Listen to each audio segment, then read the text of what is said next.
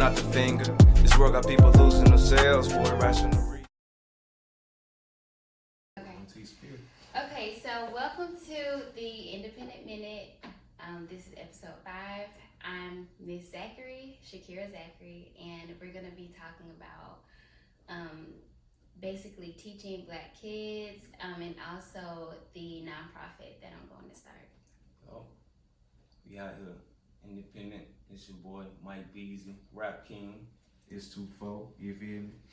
So yeah, so you said we teaching the Black kids and everything. Mm-hmm. Just tell them about what you do, what your profession is. Oh yeah. So I'm basically teaching Spanish right now.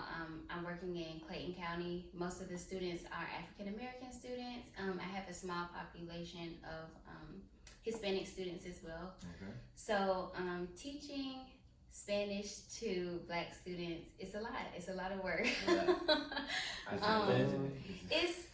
Well, I have to make it fun to keep their attention because they love those cell phones. Oh yeah. I love mine too, but in the class, it's a major distraction. Yeah. So basically, I do have to basically make it fun. So we use a lot of social media. So we have a lot of Instagram, Pinterest, Twitter, stuff like that. So we use that in the classroom to kind of bring that technology piece into the classroom to keep them engaged, keep them interested. We also talk a lot about the celebrities. They love to talk about celebrities all the time. So we bring that element into the classroom as well. But it is basically a struggle to keep them motivated, basically keep them interested in the subject. So yeah. One thing about it, I guarantee you most of them probably say, man, what I'm gonna need Spanish for? Because they think they Black and don't need Spanish, you know what I'm saying? Yeah, so. I guarantee that be yeah. the reason why most of them be in their phone.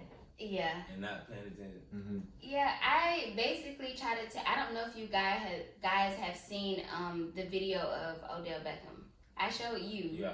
Nah, I ain't seen it. Okay, so he's basically doing an interview after a game, and the guy starts speaking Spanish to him, He didn't know. and he was really lost. He was like, "Oh, Dale got lost." Yeah, because he don't know Spanish, so you know the dude. You know how like after the game or something they interview you, and then you know they ask you some questions or whatever. But he started asking questions in Spanish, and Odell he didn't know. He didn't know what he was saying. You feel me? You know what I mean? Like he showed his lost. He on national TV. Yeah. Hey, bro. yeah.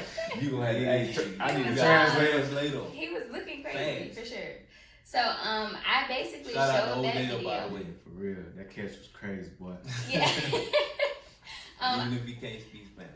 So yeah, I showed them that video, and I was like, I have a lot of them that want to be professional athletes. So yeah. I tell them, you guys may not be in the NBA or NFL here. You might go overseas, and you may play for a Spanish-speaking country, and they're going to interview you in Spanish.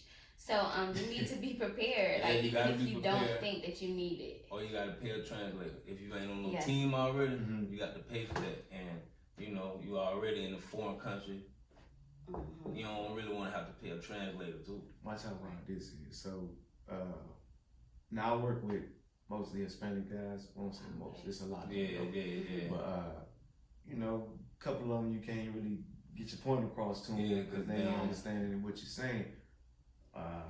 So I started paying attention. A few of them showed me some of the words, but they don't lead hoes. They don't lead hoes spill on everything. Really. But man, I was at the gas station. I had to put some air in my tire.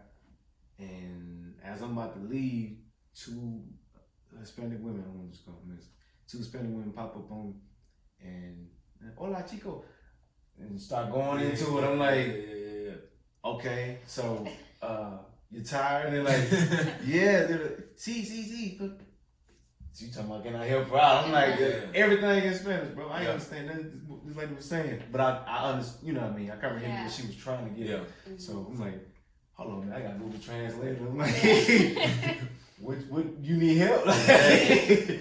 You know what I'm saying? We had a whole conversation through Google Translator, but I would rather not need it. You know what I'm saying? Really. Right, and be able to help people just in that moment. Really. But the translator is actually really good now because you can just speak into it and it translates for you, and they can listen to it. So yeah, the translator is pretty good to use. So we do use that sometimes in the classroom too, because we're supposed to be like 95% in the target language, but that's more like 70, like Spanish, 95% in Spanish, but that's more like 75. Yeah, so that's more like 75. Especially on like the first year, Boy. Yeah. Boy, you be a part of She it. say this Like, hey, is time. man, can I change my let me change my class. Yeah, man. I mean, that's amazing though. And then you say you want to start a language center to teach them Spanish, and you want to teach Hispanic children English better. Yes. So basically, it's for people who need it. So young adults, kids, babies. I want to do immersion eventually, but we're just gonna start off with the Spanish Explain to people what immersion is. You know what I'm saying? So immersion is like know what it is. 100% Spanish all the time, 24/7, and for the duration that you're in that place. So basically, if the babies come for an immersion session, that whole 8 hours they're hearing nothing but Spanish. Or if they're Hispanic children, they're hearing nothing but English. And so for that whole 8 hours, it's just the target language only. So we're gonna basically start with after school first, Spanish and English. And then I want to expand and do like the nursery, the after school, and for adults too. Adults want to learn Spanish as well. I had a couple of clients who were into like real estate. They had their own businesses, and for them to get more clients, they needed that extra language. So we're gonna offer it to adults as well. So yes. Anybody need to learn some Spanish, y'all know where to come to. For everybody who out there listening. Yes, and then eventually we're gonna offer more languages. So like Chinese, Chinese, Japanese, crazy, boy. Arabic, stuff like that. So eventually we'll add more languages to the program as well. How different is Latin than Spanish? So Latin is the base of every language. So it's pretty similar to Spanish, and you can kind of get the notions and everything, but it is a little bit different. So some similarities and some differences, but Latin is the base of every language. Okay. Base of every language. I thought Hebrew Yes. I don't know. I mean, I don't know. Hebrew may be actually a main one too, but I know that Latin is like one of the base ones. Okay. Hey, I know English, bro. Don't give me the line. The Bill Cosby shirt with when he had the Latin in there. You know what I mean? That one I really want to start looking into it. I feel you. I'm like, okay, it'd be a different way to say something. You know, like somebody see a card in your shirt. What the hell that mean? That's exactly the reason where it came from too. Where the name even came from. Because it's like, when they gonna it's a question gonna pop into their head like, what is? I ain't never seen that before, never heard of it before. What is it? You feel me? That's the first thing people ask me when they see it. Like, man, what that mean? My show ain't know when I first seen you, boy. What that mean? And you had to do with the assault rifle on there too. Oh yeah. The one man. Okay. Yeah, but that where the idea came from. Like you're gonna ask a question. And then when you ask a question, that means you're interested. So, gotcha. You feel me? Because it's going to be fine. You like it. Yeah. But back to what you were saying. So you're going to start your World Language Center for young adults, babies, basically anybody who want to learn. Zero to go and get it. Yeah, and it's basically gonna start off as a nonprofit for people who can't afford to pay for lessons every session. So it's gonna basically be free to those who need it, and then eventually we might add a for-profit sector for the people who have the means to pay for it and want to learn the languages. Like advanced classes. Well, basically, if you have the money. Then you can pay for any level class that you want to pay for. So you could start from beginning all the way to advanced, and then the speaking courses as well, because people want to speak the language rather than just write it and read it. So they want to actually start speaking it and be able to communicate verbally with people. Okay. I know we kind of short on time, but real quick. So, like I said, I work with Hispanics. I would work with Mexicans, Cubans, Puerto Ricans. There's a cat from Ecuador, I believe. And then my wife is Cuban, and you know, sometimes she likes to play Sell Your Cruise. Yeah. It's some good stuff, bro. But you know, so I asked some of the Mexicans, like, yo, what this word mean? Oh, I don't know that word. and then the Puerto Rican cat been telling me, like, you know, my Spanish is not the same as Mexican Spanish. Yeah, I remember we was like some words in different languages meaning something different. Yeah. And real, I remember that. It's some words that they don't even use. Like they wouldn't even say it.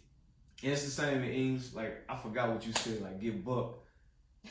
Who, me? Yeah, I remember you said something like that. Get buck. And I was like, yeah, bro, where I'm from, that's what it mean to us. Yeah. He was like, well, I'm from. Yeah.